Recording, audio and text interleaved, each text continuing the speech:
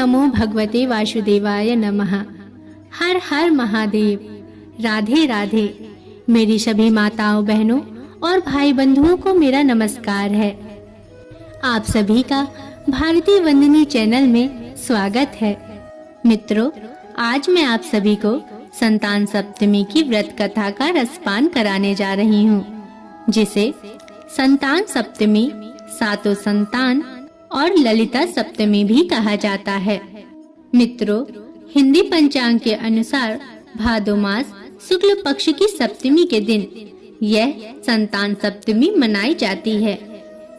हर वर्ष संतान सप्तमी मनाने की तिथि अलग अलग दिन होती है। यह व्रत स्त्रियां पुत्र प्राप्ति की इच्छा हेतु करती हैं। यह व्रत संतान के समस्त दुख परेशानी के निवारण के उद्देश्य से किया जाता है। संतान की सुरक्षा के भाव के लिए स्त्रियां इस व्रत को पूरे विधि विधान के साथ करती हैं। मित्रों, कहते हैं कि कोई भी व्रत तब तक पूरा नहीं होता जब तक उस व्रत की व्रत कथा न सुनी जाए। अतः मैं आज आप सभी को संतान सप्तमी की पवित्र कथा का रसपान कराने जा रही हूँ। अतः आपसे आग्रह है कि वीडियो को पूरा देखिएगा और कथा को पूरा सुनिएगा, ताकि भगवान की कृपा आपकी संतान पर हमेशा बरसती रहे। परंतु उससे पहले मेरा आप सभी भाई बहनों से निवेदन है कि यदि आप चैनल पर नए हैं या अभी तक आपने चैनल को सब्सक्राइब नहीं किया है, तो चैनल को सब्सक्राइब अवश्य कर लीजिएगा और बगल में बनी हुई बेल आइकन को जरूर दबा लीजिएगा, ताकि मैं आपके लिए ऐसी ही पवित्र कथा कहानियाँ लाती रहूं। तो चलिए भगवान के दर्शन करते हुए कथा को शुरू करते हैं। मित्रों, एक बार की बात है। एक बार श्री कृष्ण ने युधिष्ठिर को बताया कि किसी समय मथुरा में लोमस ऋषि आए थे। मेरे माता पिता देवकी तथा वासुदेव ने भक्ति पूर्वक उनकी सेवा की, तो ऋषि ने उन्हें कंस के द्वारा मारे गए पुत्रों के शोक से उबरने के लिए आदेश दिया।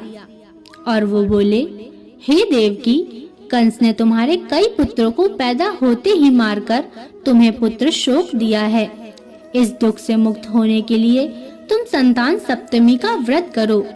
राजा नहुष की रानी चंद्रमुखी ने भी यह व्रत किया था, तब उसके भी पुत्र नहीं मरे। यह व्रत तुम्हें भी पुत्र शोक से मुक्त करेगा।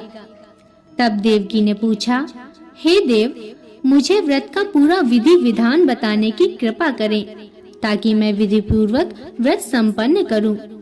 तब लोमस ऋषि ने उन्हें व्रत का पूजन विधान बताकर व्रत कथा भी बताई। और वो बोले, नहुष अयोध्यापुरी का प्रतापी राजा था। उसकी पत्नी का नाम चंद्रमुखी था। उसके राज्य में ही विष्णु दत्त नामक एक ब्राह्मण रहता था। उसकी पत्नी का नाम रूपवती था। रानी चंद्रमुखी तथा रूपवती में परस्पर घनिष्ठ प्रेम था। एक दिन वो दोनों सरयू में स्नान करने गईं।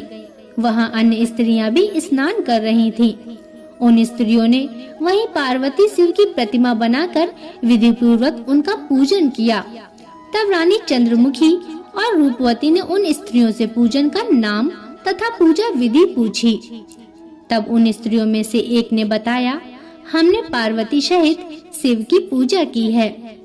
भगवान शिव का डोरा बांधकर हमने संकल्प लिया है कि जब तक जीवित रहेंगे तब तक यह व्रत करती रहेंगे।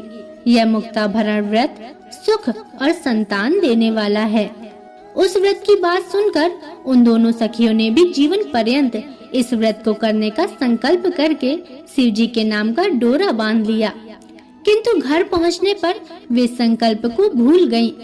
फलतः मृत्यु के पश्चात रानी वानरी तथा ब्राह्मणी मुर्गी की योनि में पैदा हुई। कालांतर में दोनों पशु योनि छोड़कर पुनः मनुष्य योनि में आई। चंद्रमुखी मथुरा के राजा पृथ्वीनाथ की रानी बनी तथा रूपवती ने फिर से एक ब्राह्मण के घर जन्म लिया। इस जन्म में रानी का नाम ईश्वरी तथा ब्राह्मणी का नाम भूषणा था। भूषणा का विवाह राजपुरोहित अग्निमुखी के साथ हुआ। इस जन्म में भी उन दोनों में बड़ा प्रेम हो गया। व्रत भूलने के कारण ही रानी इस जन्म में भी संतान सुख से वंचित रही। प्रौढ़ावस्था में उसने एक गूंगा तथा बहरा पुत्र जन्मा, मगर वह भी 9 वर्ष का होकर मर गया। भूसड़ा ने व्रत को याद रखा था, इसलिए उसके गर्भ से सुंदर तथा स्वस्थ 8 पुत्रों ने जन्म लिया। रानी ईश्वरी के पुत्र शोक से संवेदना के लिए एक दिन भूसड़ा उससे मिलने गई। उसे देखते ही रानी के मन में डाह पैदा हुई। उसने भूसड़ा को विदा करके उसके पुत्रों को भोजन के लिए बुलाया और भोजन में विष मिला दिया, परंतु भूसड़ा के व्रत के प्रभाव से उनका बाल भी बाका न हुआ। इससे रानी को और भी अधिक क्रोध आया। उसने अपने नौकरों को आज्ञा दी कि भूसड़ा के पुत्रों को पूजा के बहाने यमुना के किनारे ले जाकर जल में धकेल दिया जाए, किंतु भगवान शिव और माता पार्वती की कृपा से इस बार भी भूसड़ा के बालक व्रत के प्रभाव से बच गए। परिणामतः रानी ने जल्लादों को बुलाकर आज्ञा दी कि ब्राह्मण बालकों को वध स्थल पर ले जाकर मार डालो, किंतु जल्लादों द्वारा बेहद प्रयास करने पर भी एक भी बालक न मर सका। यह समाचार सुनकर रानी को आश्चर्य हुआ। उसने भूसड़ा को बुलाकर सारी बात बताई और फिर क्षमा याचना करके उससे पूछा कि किस कारण तुम्हारे बच्चे नहीं मर पाए। तब भूसड़ा बोली, क्या आपको पूर्व जन्म की बात स्मरण नहीं है? रानी ने आश्चर्य से कहा, नहीं, मुझे तो कुछ याद नहीं है। तब उसने कहा, सुनो, पूर्व जन्म में तुम राजा नहुष की रानी थी और मैं तुम्हारी सखी थी। हम दोनों ने एक बार भगवान शिव का डोरा बांधकर संकल्प किया था कि जीवन पर्यंत संतान सप्तमी का व्रत किया करेंगी, किंतु दुर्भाग्यवश हम भूल गए और व्रत की अवहेलना होने के कारण विभिन्न योनियों में जन्म लेती हुई अब फिर मनुष्य जन्म को प्राप्त हुई हैं। और अब मुझे उस व्रत की याद हो आई थी, इसलिए मैंने व्रत किया। उसी के प्रभाव से आप मेरे पुत्रों को चाह कर भी नहीं मरवा सकी। यह सब सुनकर रानी ईश्वरी ने भी विधि पूर्वक संतान सुख देने वाला यह मुक्ताभरण व्रत रखा। तब व्रत के प्रभाव से रानी पुनः गर्भवती हुई और एक सुंदर बालक को जन्म दिया। मित्रों, उसी समय से पुत्र प्राप्ति और संतान की रक्षा के लिए यह व्रत प्रचलित है। मैं प्रार्थना करती हूँ कि जिस तरह भगवान शिव और माता पार्वती ने भूसड़ा के संतानों की रक्षा करी, वैसे ही आप सभी के संतानों पर भी उनकी कृपा बरसती रहे। मित्रों, आशा करती हूँ कि आपको यह कथा पसंद आई होगी।